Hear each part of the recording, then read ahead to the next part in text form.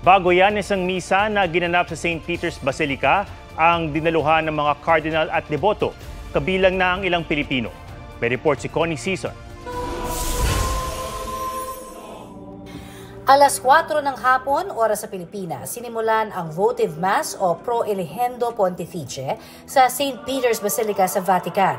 Misa ito para ipagdasal ang gabay ng Espiritu Santo sa pagpili ng bagong Santo Papa at siyang hudyat ng pagsisimula ng Papal Conclave.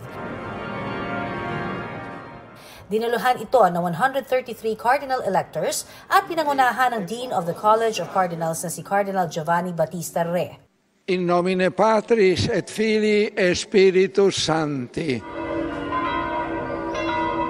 Bukas ang misa sa publiko kaya lumipad pa mula sa iba't ibang panig ng mundo ang ilang Katoliko para makadalo. Kabilang dyan ang ilang Pilipino. Palawan po talaga kami. Kagabi po, nag-fly in kami. Ano ang hinuhope ninyo na para dun sa magiging bagong Santo Papa? Siyempre si Reverend Tagle. Sana po. Sana Pilipino naman. Pagkatapos ng misa, bumalik muna sa Casa Santa Marta ang mga kardinal. Isang beses lang ang botohan ngayong araw. Mangyayari yan pagkatapos ng muling pagtitipon ng mga cardinal electors sa Pauline Chapel para sa Litany of Saints at prosesyon papuntang Sistine Chapel. Sikreto ang pagpili ng Santo Papa kaya nakasara ang pinto at may takip na film ang mga bintana ng chapel habang nagaganap ang pagboto. May kinabit ding jamming device para walang masagap na cellphone signal. Kung may mapipili ng Santo Papa, puti ang usok na lalabas sa chimenea ng Sistine Chapel. Itim kung wala pa. Bago isinara, ipinasilip ang loob ng Sistine Chapel na sasalubong sa mga cardinal sa pagsisimula ng conclave. Nasa bandang gitna ang makapal na libro para sa panunumpa ng mga kardinal na hindi magbubunyag ng anumang detalye kaugnay sa conclave. May mahahabang lames at upuan na gagamitin ang mga kardinal.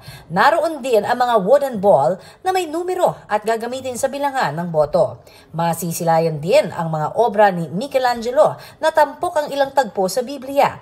Kabilang dito ang pamosong The Creation of Adam sa kisame ng Sistine Chapel, ang obrang sumisimbolo sa paglikha ng Diyos sa unang tao. Ang mapipiling Santo Papa didiretso sa isang kwartong kalapit ng Sistine Chapel na tinatawag na Room of Tears.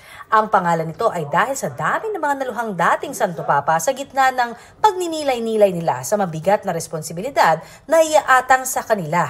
Doon isusuot niya ang papal cassock o ang kasuotang indikasyon na siya na ang pinakabagong Santo Papa. Para maging Santo Papa, kailangan makakuha ng 2/3 ng mga boto ng mga cardinal elector. Dahil 133 ang electors ngayon, dapat ay nasa 89 pataas ang makuhang boto. Connie Season, nagbabalita para sa GMA Integrated News. Huwag magpahuli sa mga balitang dapat niyong malaman. Mag-subscribe na sa GMA Integrated News sa YouTube.